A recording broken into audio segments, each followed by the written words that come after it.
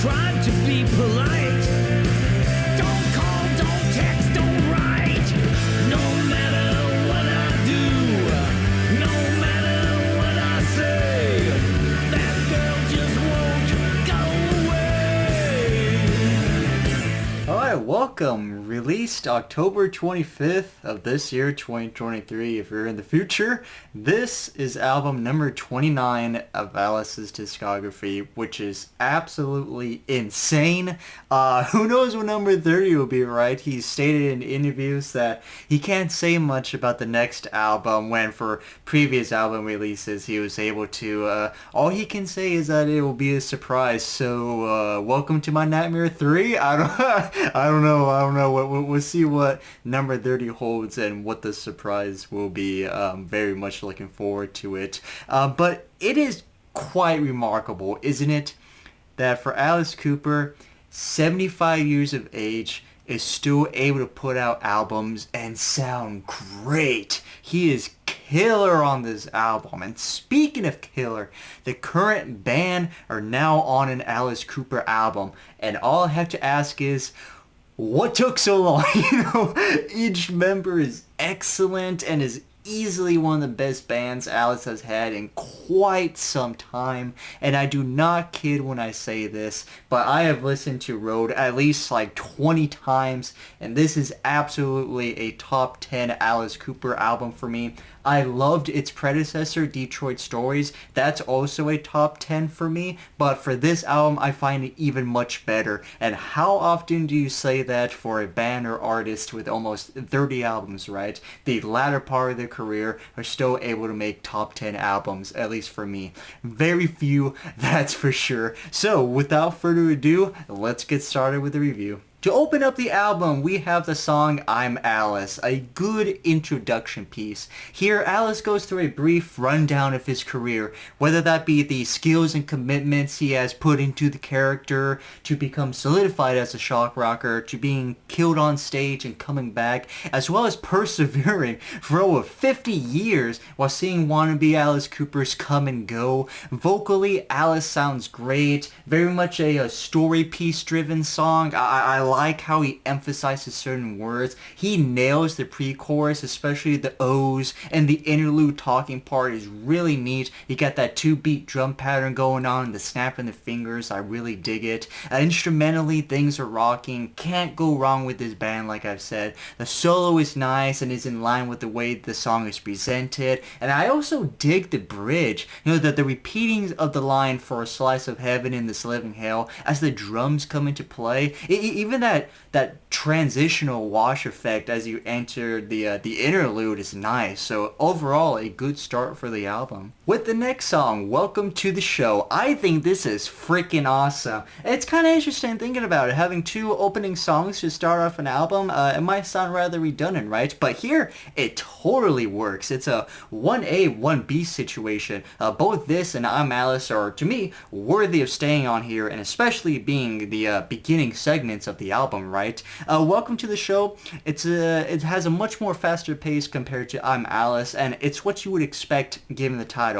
He's in makeup ready to go, the fans are wild up, and so begins this rocking theatrical spectacle that's going to knock your socks off, right? But what helps make the song for me are the little things, like how the backing vocals come in during a word or two during lines. It's not all the time, however, it adds to it. It doesn't even have to be vocals, it could just be noise, and it just does the job for me. I love the pre-chorus when they sing like their fans praising him. That's very cool. I like that tone and delivery that they do. The top hat, Kane intro tape, that part is awesome, and not to mention the solo. Everything is just electric and enthusiastic as it should be. With the next song, All Over the World, it gives me a bit of Welcome to My Nightmare vibes, as well as the Hollywood Vampires, because, like the whole first verse, right, that's just, to me, it totally reminds me of the song Runaway Train off of Welcome to My Nightmare. And then the bridge for this song, talking about rock never dying and giving it your all, it definitely sounds like it would be on an end track for a Vampires album. But the song, just like Welcome to the Show, it's pretty self-explanatory. They're going from country to country, just just blowing the house down wherever they go. Pretty surprising some of the places they mention, Seville, Kathmandu. They don't end up on many songs, so it is pretty cool, especially if you're somebody from these places, right? It's like, holy crap, we're actually being acknowledged, it's very neat. To continue with the song, though, stuff like the horns and the cowbells, I think they work, and the guitars, they definitely give that traveling feel, right? I would say at the end, I can definitely see somebody finding it cheap with the whole like it, love it part. That I can understand. However, I find that part to be a very smooth fit. It just really fits the vibe well to me. So yeah, All Over the World, not a bad song at all. With the next song, Dead Don't Dance, I love this song. It's a spooky atmosphere. The instruments are kind of murky. What's cool is that you do get Kane Roberts on here. I was really happy about that. But guys, let me tell you something. When I first heard this song, and you get Alice singing, and then you also got his voice in the background, it's low, it's almost talk-like, but just how they're together, I'm like, this is something you would have heard on Dada. It immediately reminded me of Scarlet Chiba, so I just totally geeked out listening to this song, and I still geek out when I continue to listen to it. I just think it's so cool, and what's also cool is the bass. It's just very prominent here, helps give the song that eerie feel, and the story itself is something Alice gets asked a lot, like, oh, what would you do if you weren't a singer? And here he says he'll be in an early grave trying to sing to the dead, but they won't care to listen. There's a very neat juxtaposition with the line, I'd be drinking all day but dying of thirst. That's just incredible. I just think this song rules. It's one of my favorites on here for sure. With the next track, Go Away. This is my favorite song on the album. I swear, I freaking love this. Just like Dead Don't Dance, I freaking love it. But this song, it reminds me of material you would get on Dirty Diamonds. But that riff carries a real outlaw vibe. It kind of reminded me of something you would hear on a George Thorogood song, but he has an obsessive fan, right? Sort of like a Play Misty for me. She's just going everywhere trying to be with him ever since the early 90s, just would not leaving him alone, constantly calls and texts and writes every day, just totally spamming him, and no matter what he says or does, she won't go away. I love the melody here. The build up to the chorus is wonderful. The ahs from the backing vocals for the chorus just gives it a slight pop feel, which is nice. I especially enjoy the part near the end where he sounds pissed. He's just yelling out, I try to be polite, don't call, don't text, don't write. Then to end it with him begging, saying please. This is just such a fun song. It's my favorite on the album. As for White Line Frankenstein, the third song in the Alice Cooper catalog to contain Frankenstein in the title, and this is definitely a rocker. Wicked guitar playing, especially by Tom Morello. I love that part in his solo when the drums and cowbells come in. The drums, speaking of the drums, they are spot on. Glenn is fantastic, and Alice just has this hard-hitting attitude. He plays the mad speed demon truck driver very well. Totally something you would crank out the volume to, and the White Line Frankenstein delivery is awesome with that guttural voice. I like the line of him being a road rat and a rock and roll stone as you ended off with blistering guitar playing. Again, this is a great hard rock Alice Cooper song. As for the song Big Boots, this song puts a big smile on my face. I get a good kick out of it. Here they are in this country diner, and man, the piano playing just totally works at presenting the scene. I thought it was Bob Ezrin, but it's actually a Tommy Henriksen. He does a shit ton on this album. I'll tell you that. Just look it up. It's just amazing the amount of work he does on this album. But with the song, they're obviously the band. They go in, they're ready to order, and out comes this waitress named Fancy, who is just this thing of beauty, right? And the way Alice does her voice is so funny. He's putting putting on his best southern country gal voice or while acting seductive. Even the whistle is such a nice touch. So while everybody's just salivating staring at her, this character is completely blind to her looks and is only impressed by her boots that she's wearing. And just the heavy delivery of the title just works so well for me. I can understand why people would skip this one, but I think in terms of Alice being funny, I think this is great. Just this theatrical storytelling of the characters and just the changing of his voice is just so humorous. Like I said, I get a good kick out of it. For the next song, Rules of the Road. Speaking of theatrical storytelling, right? Here Alice is showcasing to the band all the things you need to do if/when you become a star. He's like, hey, before you go get enough money, you gotta buy a mansion, you gotta buy a boat, you gotta buy fancy cars, get yourself a bunch of women. Then what you gotta do is collect the money, and like he just really emphasizes it, says it like 3 times.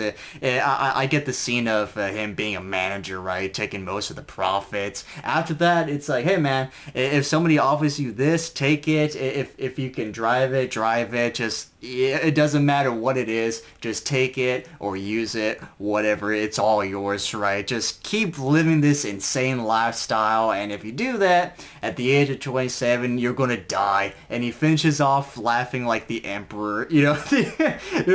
The song carries a fun groove. I like his docent approach, more of a talk song than anything else. The stretching of the lines, these are the rules of the road, with everyone involved is fun. I will say I think the dead at 27 message has been a bit overdone in recent years. Perhaps its mysticism of what that could mean is no longer a thing, considering it's been reported about so much. But hey man, Alice knows what he's talking about in this song, because hell, he lived through it and seen musicians die as a result of these insane lifestyles that unfortunately are just endless and abound and forever in your face, right? And he was almost one of them. Thankfully, he got clean and has been that way for 40 years. With the song The Big Goodbye, this song kicks ass. Very heavy sounding and just up in your face. It stands out in its presentation, that's for sure. But Alice, he has a rough sounding, no F's given attitude, as this relationship clearly isn't working. Whatever it was she saw in him isn't true, for he has a black heart and now it's time for her to see the light. So I don't know, maybe she's the next Gail. I don't know, but you know, I like the lyrics here though. You know, especially the line, I can't be your holy grail, I'm a liar and a schemer. The chorus, while hard hitting, can sometimes feel like a pop feel, like especially that last part of the song. And guys, I'm going to sound insane right here, alright? But trust me, I'm not. Listen to the last section of the song, starting at the line, you went to all that trouble, and ending at, there ain't no point in faking. And then listen to the song Susie and Jeffrey by Blondie. There is a section, and it's at the 3-minute and 17 section part of the YouTube video for the song. And tell me it doesn't carry the same vibe. When I first heard this song, The Big Goodbye, and it got to the last part of the song, I was thinking, man, I heard this somewhere before, and I just quickly picked up on it. I'm like, what? This reminds me of Susie and Jeffrey. So there's a little fun activity that you can do. But otherwise, I really like the song. Alright, time for a remake. We have the song Road Rats Forever. This is an awesome remake off of the original from Lace and Whiskey. And I do love the original, but this is also great. It's able to stay faithful to the sound of the original, such as the keyboards and the verse riff, but take it into a heavier direction to reflect the sound of the album. Some of the lyrics are changed from the original, but nothing to where it's a totally different song, right? Perhaps one can call this cheap, you know, remaking a song from an older album, something like Generation Landslide Live 81 off of Special Forces. But I disagree. Just like, to me, just like Generation Landslide Live 81, this version fits the album. They're able to tweak it so it fits, and it's a story you would expect revolving the road when touring. Again, this is a great remake. I really do enjoy it. For the next song, Baby Please Don't Go. Beautiful ballad. You know, he took a short break with the ballads. It wasn't on Destroy Stories or Paranormal.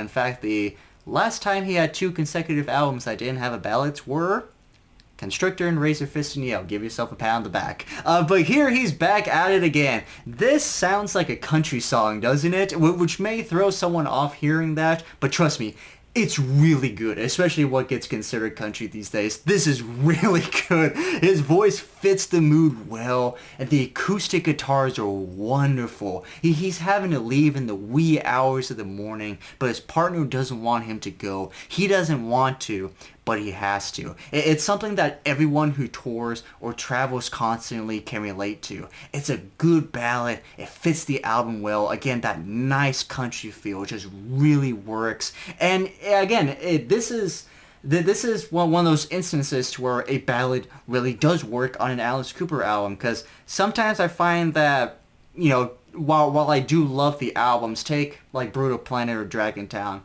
when they have the ballad in those albums, it can kind of cause some audible whiplash, you know, just a sudden detour of their respected albums and the entire sound that they're carrying. But this isn't the case. It's totally something that you would expect. Again, really good. Hell, it's a beautiful ballad. With 100 More Miles, epic sounding track.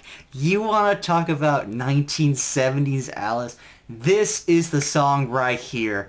You get the classic sounding eeriness of the keyboards, the low vocal delivery for the verses that explode for an epic chorus, just the way everyone belts out the word home is nothing short of goosebumps. And then you go down in the sound and energy as you enter a new set of verses, only for it to explode again for the chorus. 100 More Miles, it does an excellent job in emotionally presenting how one is when the tour is finally over and now they can return home. No more people saying where to go. No more blurriness of city to city. No more hotel to hotel. Now it's just a full throttle back home. One of the best on here for sure. My only complaint is that it's just a little short. To end the album, we have the song Magic Bus, a good cover of the Who song. In fact, I prefer this over the Who's. Not saying their version is bad, but I get more enjoyment out of this cover. And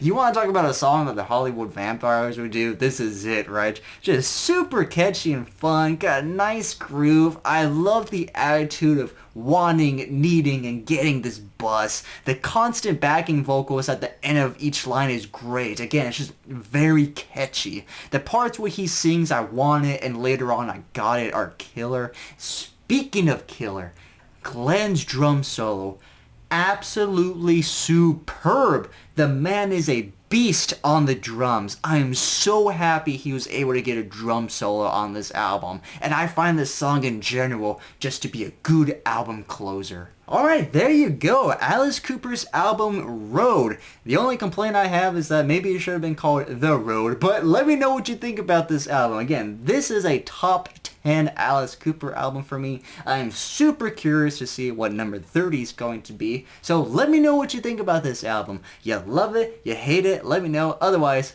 thank you so much for watching.